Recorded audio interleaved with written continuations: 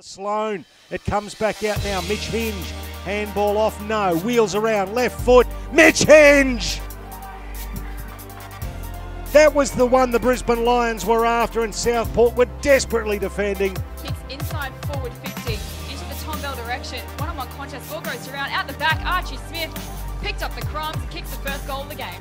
Holding the footy, umpire let it go as the Swans bang it inside 50 again, fisted away from Frost. At ground level, it does work its way out eventually to the Swans, to a contest that's won by Brisbane. So Jack Frost with it. Finds some space where there was none. Long, goal square, McInerney, McInerney with that big, long reach. Huge reach. Christensen able to take it, he squeezed it into McInerney.